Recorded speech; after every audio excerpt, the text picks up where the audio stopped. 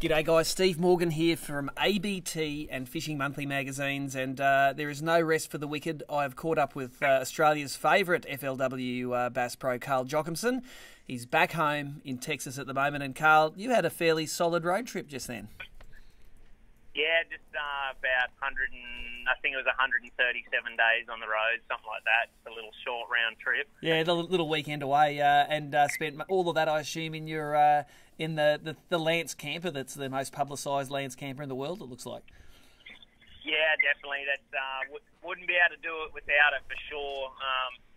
Kayla was doing she was doing like some of the books and the receipts and stuff. It was probably about a month ago, and she sort of said we'd done about 5,000 or 6,000 miles in the truck, and I said no, that's wrong. I'm like, it's like 20,000. I'm like, you must have missed a bunch of the receipts or something.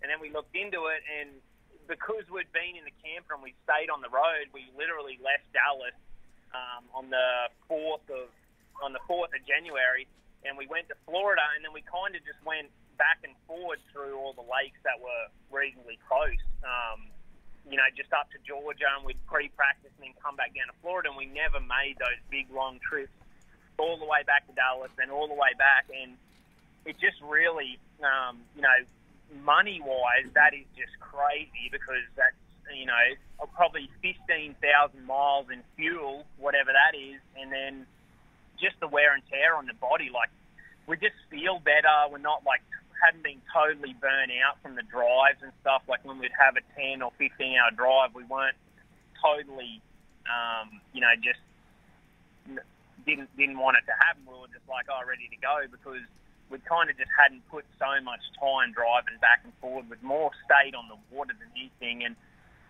I've had a reasonable first half, but, it could have obviously been a lot better. I was really hoping it would show more in the AOY points, but, man, I'm just right there. It's just like a couple little things need to start going my way, and things are going to definitely start happening for me. So let's work backwards then. No one heard much from you after day 2 at Kentucky Lake. Now, Kentucky's been a bit one of your problem points over the years. We were all stoked to see you got a limit, and a pretty decent limit, on the first day of that tournament. But we all watched your live stream on the second day. We saw your co-angler catch a few decent fish, and then it sort of went all dark. So now you've had a few days to get over it. Tell us what happened. Yeah. So, Kentucky Lake is just I like it, and I love all the lakes and everything, but it's one of the worst, tournament lakes for me that you can get. These guys, it would be no different to this. I try and put it in perspective of what I think it would be like, so people understand. And it would be no different. It would be exactly like you look at the schedule, and it comes out to all of these guys, and one of the lakes says Crestbrook Dam, Toowoomba, Queensland. I would just be like, I just won $100,000. That's how, they would have zero chance of beating me. I've lived and fished Crestbrook Dam my entire life.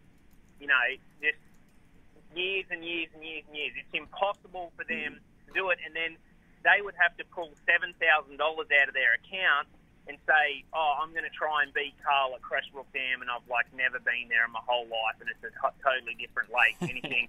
And then make Crestbrook Dam also 100 miles long, and have another lake that you can fish in it, and millions and millions of ledges. It's just a crazy, crazy fishery. And at that time of year, there's basically 20, 30 areas out of a 100-mile lake that you could catch fish at. That was it. And I was just praying that the weather just held for me a little bit, so some fish would stay on the bank. And that's how it happened. And so it was working out for me. And then these guys that have literally thousands of waypoints on this place, and they also have just tons of local knowledge. They've got locals helping them if they haven't. They've got the exact waypoints, the exact where community holes. They know where the fish move from the bank directly to these areas. And if you don't have one of those areas, you're just in no man's land. You're looking for something that's not even there, and that's what I was doing. I was spending a lot of my time just looking for something that's not even there yet. The fish are coming, but you've got to predict that where the fish are going to, and if you're not on those local community holes, then you just haven't got a chance. So my best bet was for some fish to stay on the bank, and that's kind of what happened, but we got like a massive heat wave came through the first one of the year, and those fish started moving away. And on the first day, it held up, and I got 7 bites. And then I went up, and then I had 13 pounds. I should have had 15. I lost 2 good fish on a frog. So I could have had 15 pounds, and I was sitting in 50th, which was good. I was happy with that. The next day, I knew I was only going to get 5 to 7 opportunities on the bank, and I had to capitalise on every one of them. You can't lose them. And I've got a 45, 50-minute run to get there, and then I had a short day, so I'm due in at 2:45 instead of 4:45. So I've got to make stuff happen. So straight off the bat, I lose a 3-pounder, and then my co-angler catches a 3-pounder. Then I lose a 4.5, 5-pounder on a buzzbait, which just never happens. Then my co-angler catches a 5-pounder. Then I lose a 2.5, and and like next minute it's 10, 11 o'clock, and I know I'm just not going to run along this magical bank where I go bang, bang, bang, bang, catch 5 fish. It's just like a real grind. Plus, there was a really good early morning bite because the shad spawn up early and all that. So I just missed this big window, and pretty much what happened is I knew my only chance of catching 5 fish was to go offshore and find this miracle school, and it's just not even there. It's like I was looking for something that literally wasn't even there. That all the guys had all the community holes sewn up. It's just me out there looking for something that isn't even there, and next minute 2 hours go past and I'm running in with no fish and my day's done. And really, that one day just hurt my entire season. The fish that my co-angler caught, the fish that I lost, I would have had 15 pounds, come in the top 30, probably fishing third day, and instead I'm 136. Like, it's such a fine line. Yeah. But so devastating at the same time. Like, you put so much time and effort and everything into it, and just for one day to put such a dent in your year, it's just, I'm starting to pick myself up off the floor over the last couple of days, and I've looked into it, and I think there still is a chance, and that's all I want. I didn't want to be like I'm totally out of it. I think if I do finish top 5 or win Sinclair, I can still make the Forestwood Cup, so that picked my spirits up a little bit. I just want to say, there's still a chance.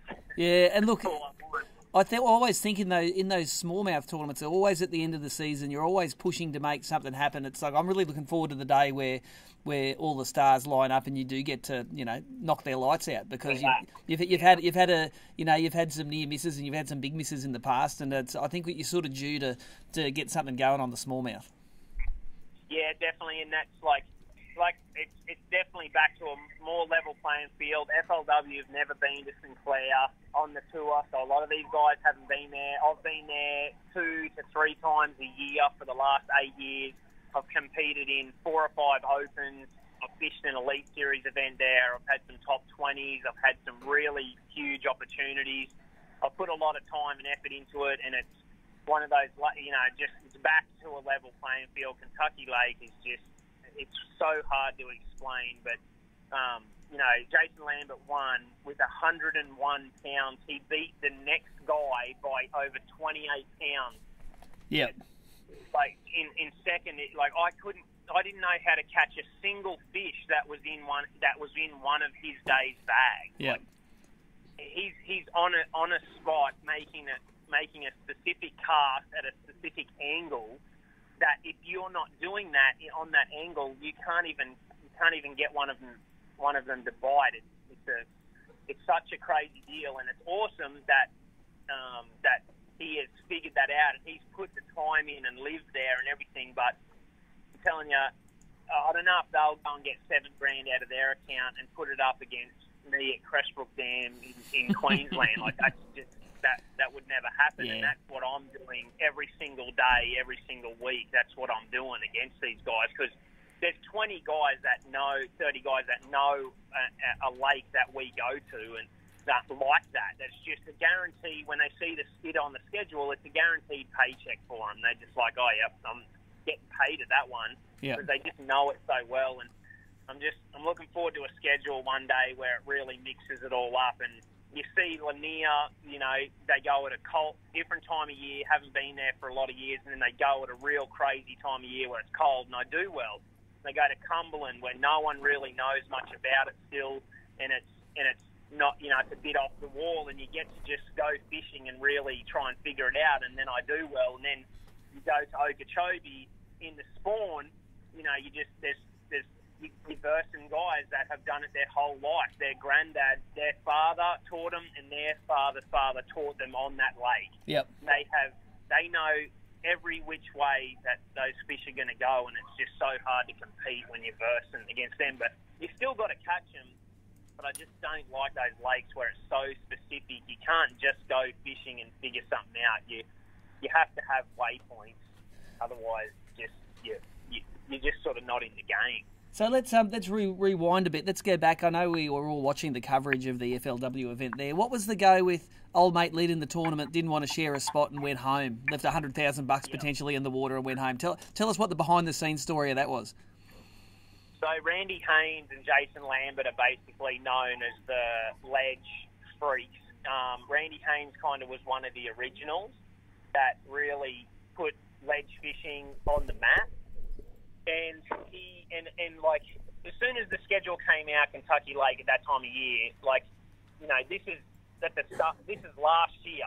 They said Randy Haynes and Jason Lambert will be in a shootout for first and second. That's what they said 6 months ago when the schedule came out. That's how like crazy it is, how much you need to know this lake. They just know that those guys are going to be fighting it out.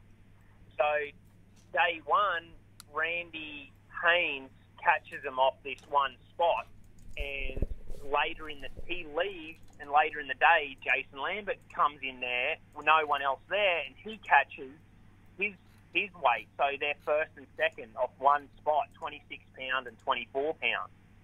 Well, the next day, Jason goes to run up there, and Randy Haynes is fishing it. So Jason left it and went and scrambled all around Kentucky Lake trying to put together a limit, and he did. He put together 20 pounds, and Randy caught the 20-something pounds off that particular spot. So the next day, they're going out first and second. Randy Haynes is first, Jason second.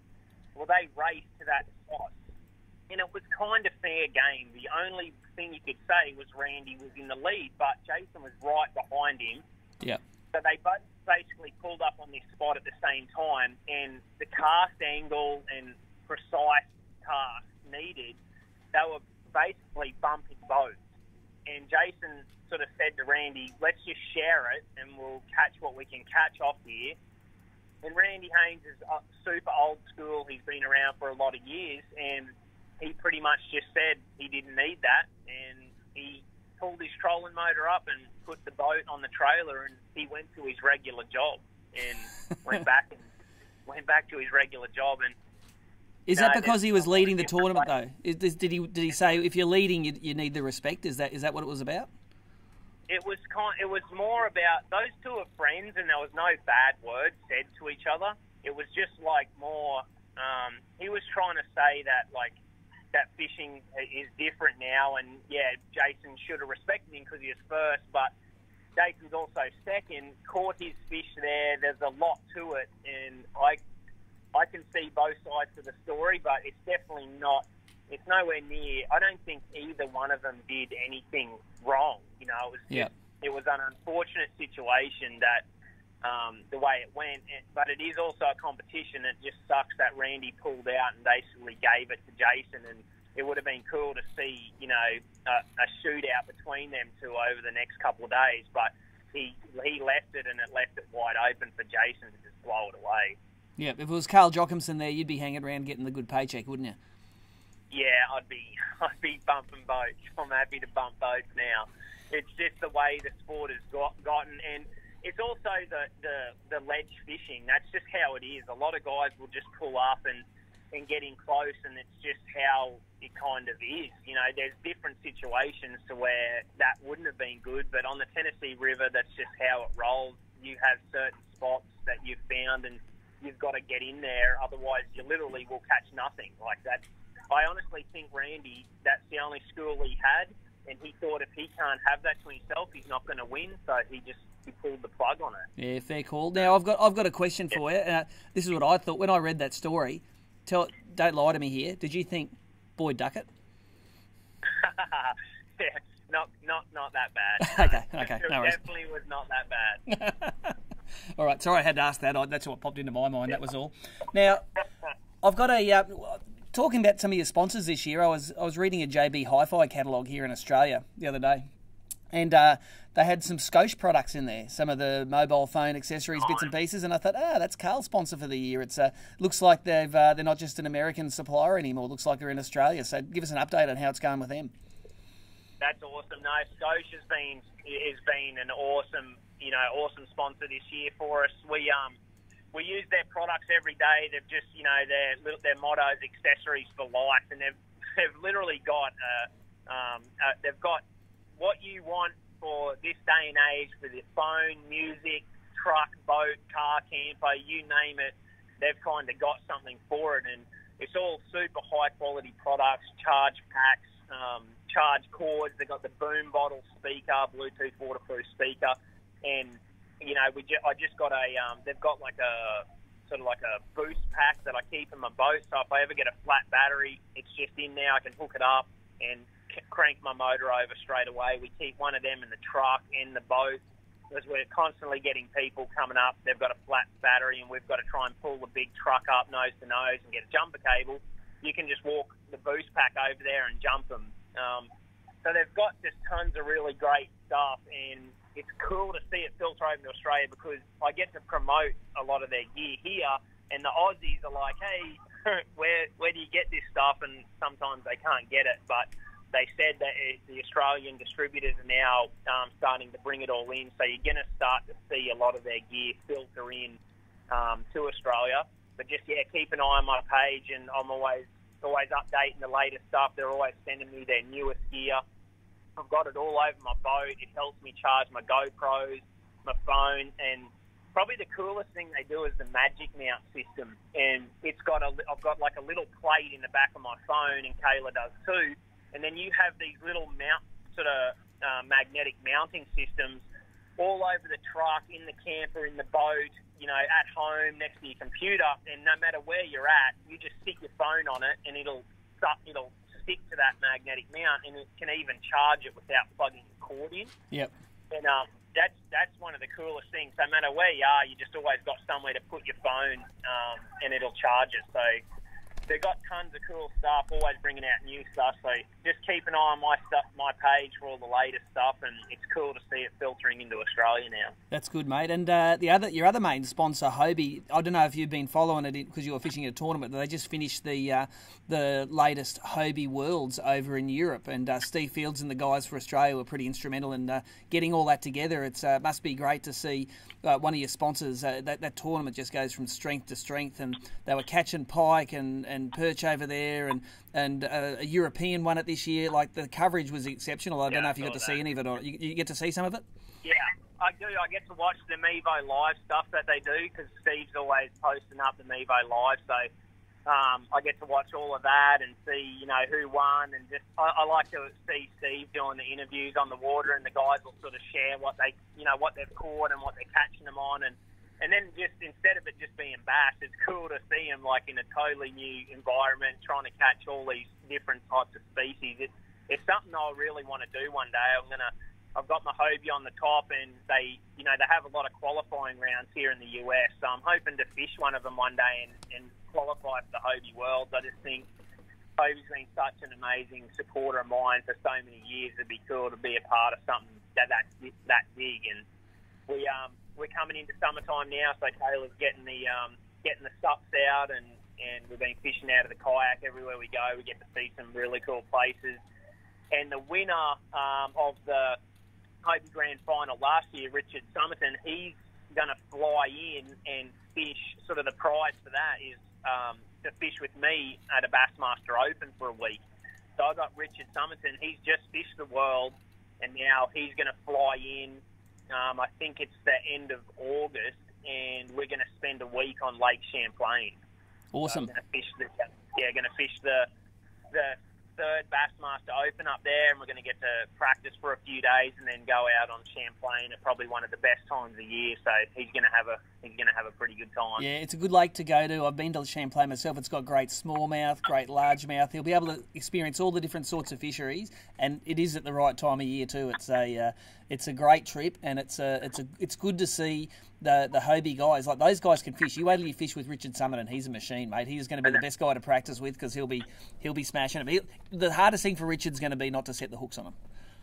Yeah, just to wait that little bit. But I think he's been over here before, and he's caught a few, and he's fished some of the other Hobie tournaments here. So he's definitely got a foot in the door. But Champlain's it's one of those ones where some Aussie little tricks and techniques can really work, because you got big smallmouth, largemouth, and you got clear water, and you got a lot of different situations. So having Richard at the back of the boat practicing with me is definitely going to help. Yeah, no, I think it's a great trip, great outcome, and looking forward to seeing how that all unfolds. So, mate, I really appreciate the time you've given us today to catch up and to clear up what was going on that last day of Kentucky. And how long is it till you hit the road again, and how long's your next road trip? We've just got a few weeks here back, so we're on the road. We're on the roads from the 4th of January until we got back at midnight on Sunday. On Monday night, just gone. So that was a 4-month road trip, non-stop, out of the camper. We're back in Dallas now for a couple of weeks, and we're just getting prepped. And then we've pretty much, I've got plenty to do. I'm going to fish. We've got the big one for me is the final event of the FLW series. It's on Lake Sinclair out of Detroit, and I probably need a top 5 or better, and I need a few other people to fall and things to go my way to make the Forestwood Cup, because that was kind of the ultimate goal.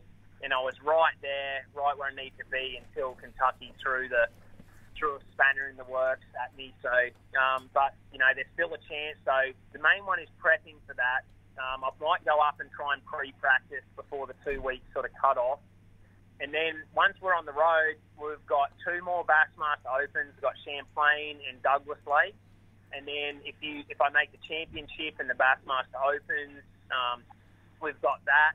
And then I also might fish the FLW Open series, because the Northern Opens are only just starting up soon, and it's like Champlain, Thousand Islands, and Lake Erie out of Buffalo. So it's a pretty cool schedule.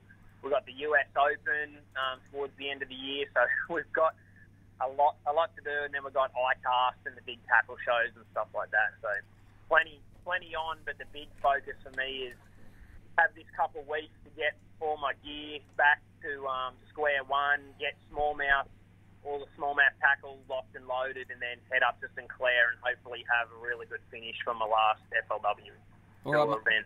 Well, that's awesome, mate. I really appreciate the update. And of course, on behalf of all your Australian supporters, mate, good luck. You got a lot of people here rooting for you, and don't worry, we feel just as bad as you do sometimes when it doesn't all come together. We all wear the hearts on the sleeve, mate. So good luck for the rest of the season. I appreciate it, mate. Thank you to everyone that's listening, and I appreciate the Aussie support. It means a lot to me.